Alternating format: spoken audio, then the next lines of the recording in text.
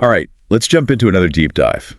Today, we're tackling Guyanese politics. Oh, interesting. And, using this press conference from the Working People's Alliance. The WPA? Exactly. The WPA as our guide, our jumping off point. Yeah, they're a smaller party, but historically, they've been really significant. Very much so. And with the elections coming up, their moves, their maneuvering is really interesting to watch. It is, and I think it reveals so much about the dynamics of coalitions, Oh, right? absolutely, especially in a system like Guyana's where you have all these different parties. Right, and you have that added layer of the ethnic politics, which has been such a huge factor. Such a defining feature of Guyana's politics, really, for decades. For decades, yeah. And one thing that I found fascinating about the WPA is how they talk about coalitions. Okay. They have this kind of two-pronged view. All right. So on one hand, they're talking about like the Electoral coalition, which is just the practical stuff. Yeah, teaming up to win. Teaming up to win,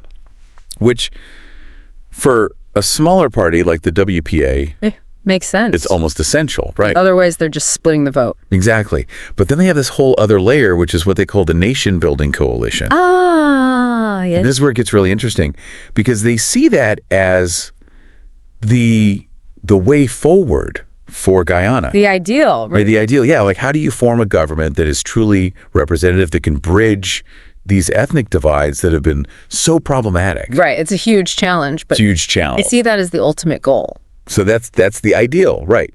But then they throw in this kind of curveball. Okay. Where they say, okay, we're committed to working with the PNC, which is the bigger party. Right. But we're hesitant about actually being part of the APNU, which is the existing coalition that the PNC leads. Right. So they're in, but they're not in. It's this weird in-between space. Yeah. And I'm thinking, from a voter's perspective, that's got to be confusing. Absolutely. Imagine you're trying to figure out who to vote for. Yeah. And these parties are aligned, but they're on the ballot separately. How do you even campaign on that? It creates a lot of confusion on the ground, I imagine, for voters, for organizers. It's this weird balancing act. It is. Yeah. And it highlights this fundamental dilemma that smaller parties always face in these coalitions. What's that? How do you gain power through this alliance, but without losing yourself? Right. If they're constantly under this APNU umbrella, how do they build their own brand, their own recognition with voters? So it's like, how do you be a team player and stand out at the same time? Exactly. And this isn't just some theoretical debate for the WPA. No, not at all. They're coming into this with baggage from their experience in the last coalition government. That's right. They've been there. They've done that. They've been burned. They've voiced concerns about being sidelined in decision-making. Feeling like their input wasn't valued when it came to the big choices. And that's a tension that exists in any coalition, right? Yeah. Oh, absolutely. It's universal. Like balancing individual party needs with the need to act as one. It's that old too many cooks problem. Too many cooks in the kitchen, exactly. And they specifically mentioned this report, the Corbyn report. Oh, yes, this came up. Which apparently showed that there was widespread dissatisfaction among all the coalition partners about how decisions were being made. So, like, what's the deal with this Corbyn report? Well, it's fascinating because it points to a lack of transparency, a lack of open communication, which are fatal flaws in any coalition. Right. If people are feeling like they're not being heard. That resentment builds. Yeah. And eventually it just blows the whole thing apart. Totally. Like, imagine you're on a team, your ideas are constantly ignored. It's demoralizing. Very demoralizing. So it makes sense that the WPA is trying to be very strategic this time around, right? Yeah. They're trying to avoid those past mistakes. But it's not just about avoiding past mistakes. They're also emphasizing what they bring to the table. They kept talking about their political capacity, their ability to mobilize voters. Uh-huh. What do they mean by that? It's more than just numbers, right? Oh, absolutely. They're talking about experience. Okay. Their deep roots in communities, their ability to connect with voters on a grassroots level. So they're saying, we've got the connections, we know the people. And they've got a reputation for integrity, which, let's be honest, is a valuable commodity in politics. Especially in a system where there's so much cynicism. Where people are jaded, they're tired of the same old stuff. Okay, so they've got the experience, they've got the connections, they've got this image of being the good guys. The clean guys. But what about the nuts and bolts of the election itself, right? Yeah. I mean, the WPA is taking a hard line on this whole biometrics issue. Oh, very much so. They're really pushing back against the government's resistance to using it. Yeah, they called it a serious threat. That's pretty strong language. It is strong language, and it makes me wonder, why are they so fixated on this? What's the big deal? Well, it reveals a deep distrust, not just of the government, but of the whole electoral process. Okay. Remember, biometrics are all about preventing voter fraud, making sure every vote is legitimate. So by resisting it, the government is basically saying... They're feeding into the anxieties people already have about whether the elections are truly fair. And they brought up this fascinating historical parallel. Oh, yeah. During the press conference, they pointed out that back in 1990, it was actually the PNC, when they were in power, who postponed the election to let GTCOM implement reforms. Interesting. So the party they're now trying to partner with is willing to delay for the sake of electoral integrity back then. But now the current government seems much more hesitant. It makes you wonder, what's changed? Right, like what's going on there. And it gets even more intriguing because the WPA is outright accusing the current GCOM chair of using delaying tactics. Wow, so they're not holding back? Not at all. Yeah. And it raises questions about the supposed independence of this commission. Right, if the chair is playing politics. What hope is there for a truly fair election? It's a worrying sign. Big time. It's clear that the WPA sees this as a make-or-break issue. And you're not going to let it slide. Not at all. And speaking of things the government probably wishes would just go away, let's talk about corruption. Yes. The WPA didn't hold back. They claim there's been a criminalization of the state. Strong words. Strong words. And they pointed to the dismantling of SARA, the State Assets Recovery Agency, as Exhibit A. Sir. SARA. Yeah, remind us what SARA was all about and why its closure is sending up such red flags. So SARA was created specifically to go after stolen state assets, to claw back the money that had been siphoned off through corruption. So it's supposed to be this independent body with real teeth. Exactly. It was supposed to have the power to actually pursue these cases of grand corruption that, often went unpunished in the past. So shutting it down, what kind of message does that send? It basically says we're not serious about tackling corruption. And it's particularly interesting when you consider how quickly the government jumped to defend certain individuals accused of these questionable land deals. Right. And the WPA made a point of contrasting that with how the court denied compensation to people who were actually displaced from state lands. It seems like a pretty clear double standard. It raises serious questions about fairness, about equal treatment under the law. Right. If the government is seen as protecting certain individuals while ignoring the plight of others. It just fuels that cynicism, that disillusionment. Okay, so we've got this picture of widespread corruption, a government that seems reluctant to address it, and an electoral system that's facing some serious trust issues. Yeah, sounds pretty bleak. Where does that leave us? What's the WPA solution? Well, their call for a national consensus to tackle corruption is striking. Okay. They're acknowledging that this goes beyond just partisan politics. It's about the whole society. It's about the entire society committing to a clean break from the past. But what does that actually look like in practice?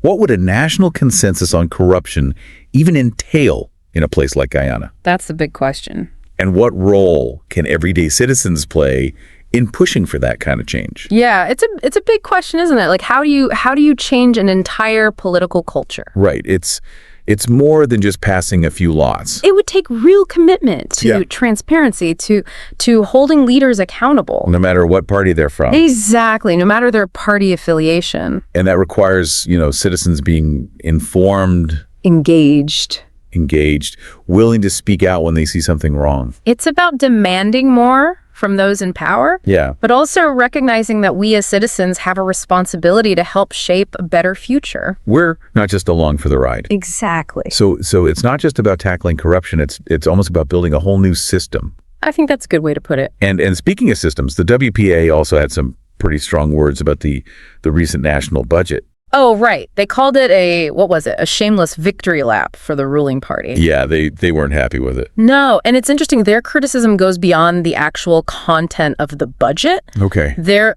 arguing that the process itself was flawed. So it's not just what's in it, it's how it came about. Exactly. There is a lack of transparency, a lack of genuine debate. So ideally, a national budget should reflect the needs of the entire nation. Not just the party in power. Right. And by shutting out other voices, by not having that real dialogue, that collaboration. The government missed an opportunity. A big opportunity. To really make it a budget for everyone. And I think it ties back into that idea of the criminalization of the state that the WPA keeps bringing up. Yeah, that's a pretty serious accusation. It is, and it suggests that they're worried that the government is operating with a sense of impunity, that they're not really accountable to anyone. They even use the phrase rapidly developing authoritarian petrol state at one point. Wow, that's a pretty loaded phrase. It is. It kind of sends chills down your spine a little bit. It does, because it suggests a fear that this influx of oil wealth, instead of benefiting everyone, is being used to concentrate power. And silence dissent. Exactly. It's that classic resource curse scenario. Where sudden wealth just amplifies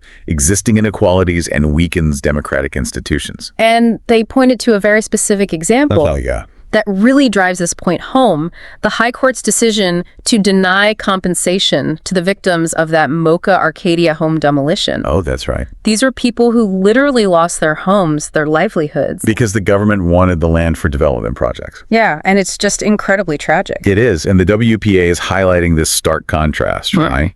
On the one hand, you have these allegations of state lands being given away to well-connected individuals. With, questionable transparency. Yeah, and on the other hand, you have these ordinary citizens being displaced from their homes. With little recourse, with no compensation. And it raises this fundamental question, who benefits from development? And who bears the cost? And who gets left behind? It's a powerful reminder that progress shouldn't come at the expense of the most vulnerable. No, absolutely not. And circling back to the elections, the WPA is really hammering this biometrics issue. Oh, they're not letting go of that. No, and they're even suggesting that the GCOM chair, who's been kind of hesitant about implementing biometrics before the elections, is deliberately stalling. So they're basically accusing him of running out the clock.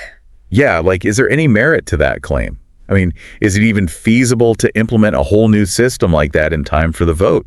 It's a tough question. Yeah. There's no easy answer. Right. On the one hand, their concerns about voter fraud are completely valid. Right, and biometrics could add a layer of security, help build trust in the results. Absolutely. But on the other hand, rolling out a whole new system right before an election is a logistical nightmare. Yeah, you got to train poll workers, you've got to educate voters, you've got to make sure the technology actually works. And rushing it could create even more problems. So it's this balancing act between security and practicality. Yeah. And the WPA seems to be saying, we're willing to err on the side of security, even if it means delaying the election. They even suggested the government could follow the precedent set by the PNC back in 1990. Oh, right, where they postponed the election to get those reforms in place. It shows how seriously they take this issue of electoral integrity. But any postponement, it would have to be done very carefully. Oh, absolutely, transparently, with clear justification. Otherwise, it just further erodes trust. Exactly. Okay, so let's talk about the WPA's role within the opposition, right? They're adamant about working with the PNC, but they're also hesitant about being fully absorbed into the APNU. Right. It's that tightrope they're walking. How do you collaborate without losing your identity? It's the eternal struggle of smaller parties in coalitions. Right. You need the bigger party's resources. Their reach. To be competitive, but you also need to differentiate yourself. You need to offer something unique to voters. Otherwise, you just become irrelevant. You disappear into the background noise. And they're not just worried about voters forgetting who they are. No, they're also worried about being sidelined in decision-making. Which we talked about. It was a problem in the previous coalition. They keep mentioning their political capacity as something they bring to the table, beyond just votes. Right. It's more than just numbers. It's experience, it's connections, it's that reputation for integrity. They're basically saying, we're not just a junior partner. We bring real value to this alliance. They're trying to leverage that value to make sure they have a real say in how things are run. Okay, and then there's this whole land deal involving Mr. Hughes that the WPA brought up. Oh, right. They were very careful not to, pass judgment. Yeah, they emphasized the need for a full investigation. But they did express concern about the government's kind of quick defense of him. It's interesting that they're focusing on the process, on the need for transparency, for due diligence before jumping to conclusions. It speaks to this broader concern about the erosion of trust in institutions. And the perception that things are being done behind closed doors without proper scrutiny. Right. It goes back to their concern about the criminalization of the state. They're not necessarily accusing Mr. Hughes of wrongdoing, but they're saying, hold on, let's make sure everything's above board. Let's not rush to anyone's defense. Exactly. It's about ensuring that everyone is treated equally under the law. That there isn't one set of rules for the connected and another set of rules for everyone else. That's the key. Fairness and equal treatment. Okay, so circling back to this vision of a grand coalition that the WPA keeps talking about, one that goes beyond just winning the election. The bigger picture. Yeah, they talked about the need for this national consensus on tackling corruption, on building a more just and equitable society. It's a tall order. It is. It requires a shift in mindset, doesn't it? From all sides, yeah. Moving beyond this us versus them mentality. Embracing a more collaborative, inclusive approach to governance. Imagine a system where political rivals can actually sit down together, acknowledge the problem. And work together to find solutions. It's less about scoring political points and more about finding common ground. Putting the interests of the nation first. But how do you get from this current state of division and mistrust to that kind of unity? That's the million-dollar question. It is. It seems almost impossible. It's not impossible, but it's going to take work. What kind of work? It takes leadership, both from those in power and from civil society. Okay. A willingness to compromise, to listen to opposing viewpoints. To put the long-term well-being of the country above short-term political gains. That's the hardest part. It is. It's a big ask, but it's what the WPA is calling for. They're saying Guyana can't afford to keep going down this path of division and corruption. They need a new way forward, one that's built on shared values. And a commitment to the common good. And they've outlined some concrete steps they think are necessary. Oh, like what? Well, for example, they've talked about the need for constitutional reform. To create a more inclusive political system. One that doesn't just reward the winner. And leave everyone else feeling like they have no voice. It's about power sharing, making sure everyone feels like they have a stake in the future of the country. And what else?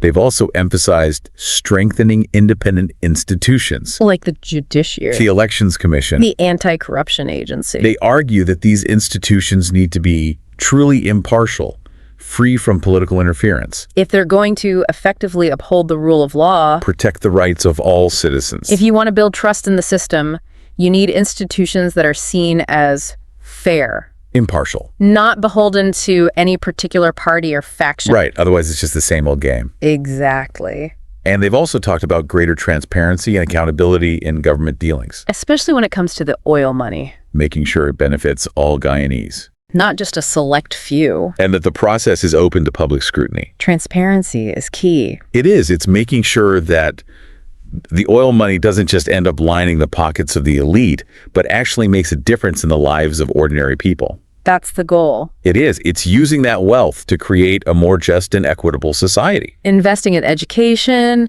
healthcare, social safety nets. So creating a Guyana where everyone has the opportunity to thrive. Not just survive. And they've been very specific about this. Give me an example. They've called for increased funding for schools in disadvantaged communities, expanding access to healthcare, strengthening social safety nets to protect the most vulnerable. It's about recognizing that true prosperity is not just about economic growth. It's about creating a society where everyone has the opportunity to live a healthy, fulfilling life. A life with dignity. And they've also talked about the need for targeted programs to address the specific needs of marginalized communities. Those who have been historically disadvantaged. Due to their race, their ethnicity, their socioeconomic status. It's about recognizing that true equality requires not just equal opportunity, but also targeted interventions to address past injustices and systemic barriers. It's about leveling the playing field. As much as possible. Yeah. And finally, they've really stressed the importance of citizen engagement. People getting involved in the political process. They believe that building a more just and equitable Guyana is a collective responsibility. It's not just up to the politicians. No, it's something that requires the active involvement of citizens from all walks of life. So it's not just about voting every few years, it's about being actively engaged in shaping the future of the country. Right, it's about demanding more from your government, working together to create a better future for everyone. The WPA is painting a compelling picture of a different kind of Guyana. One that's more inclusive, more equitable, and more accountable. A vision that's rooted in principles of justice, a deep belief in the potential of the Guyanese people. And a commitment to using the country's newfound wealth for the benefit of all. It's an inspiring vision. It is. It really is. And it makes you think, what will our role be in making that vision a reality? That's the question we all have to ask ourselves. It really does stem from their deep belief in human development and social justice. Yeah. They see these areas as the essentials. The foundation. Yeah, for a society where everyone can reach their full potential, Right. and live with dignity. It's using that oil wealth to empower people, not just to extract resources. Yeah. It's about building a Guyana where every kid gets a decent education, healthcare is accessible for everyone, And there's a safety net safety net for those who need it. for those who fall on hard times. Exactly. So they're advocating for a future where Guyana isn't just, rich in oil, but rich in opportunity for its people. It's a more holistic vision, I think, Very much so. thinking about economic growth, but also social justice. Environmental sustainability. Yeah, it's not just about spending money. It's about spending it wisely. Building a system that's resilient for the long haul. But, their press conference wasn't all rosy predictions. No. They also brought up that high court decision to deny compensation to those Mocha Arcadia residents. Right. The ones who lost their homes. Who lost their homes for that development project. It's a stark example of how development can go wrong. Yeah. How this push for progress can sometimes steamroll over the most vulnerable. That story really stuck with me. I understand why. It felt like such a betrayal, It does. It feels like the system is saying your loss doesn't matter as long as the project moves forward. Exactly. And the fact that the court sided with the government just adds to that sense of injustice. It feeds into that fear that the oil boom, if it's not managed very carefully, could actually make inequality worse. Which is the opposite of what they're hoping for. Right. And that's why the WPA is so adamant about this idea of citizen engagement. Okay. They believe that people need to be active participants holding the government accountable. Making sure development benefits everyone. Not just a select few. So it's not enough to just have good intentions. No, you need mechanisms to make sure those intentions translate into action. What are some of the ways that the WPA thinks citizens can make their voices heard? Well, they talked about strengthening freedom of speech, freedom of assembly, making sure people can speak out without fear of reprisal.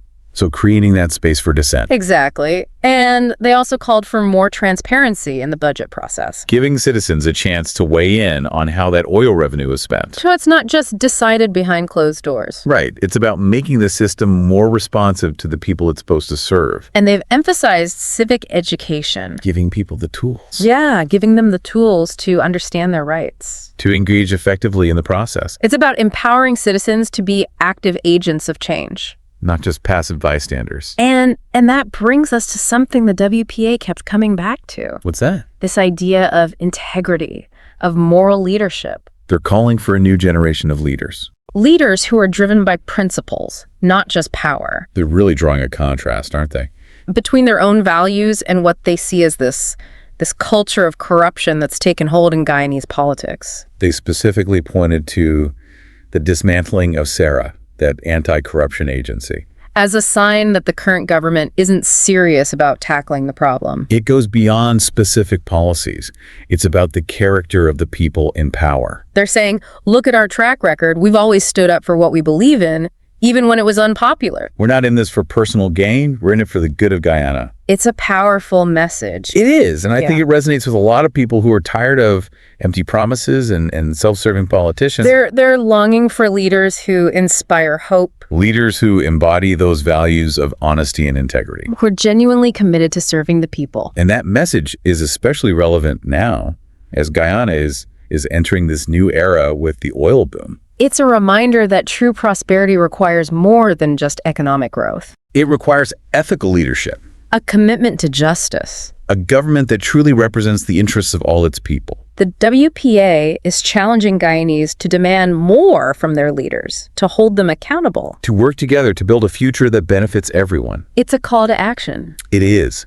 Well, this deep dive has been really eye-opening. I agree. We've explored the WPA's vision for Guyana, their hopes, their fears, their strategies, and their unwavering commitment to a more just and equitable future for their country. It's a story that's still unfolding. And I have a feeling we'll be revisiting it again soon. Absolutely. Guyana is at a pivotal moment. The choices made in the coming months and years will have a lasting impact. The WPA's voice is crucial in this debate. They're challenging the status quo. pushing for a more inclusive and sustainable path forward. And they've made it clear that the future of Guyana is not something that will be decided by politicians alone. It's something that all Guyanese have a role in shaping. So, to our listeners, we leave you with this. What will your role be in the unfolding story of Guyana?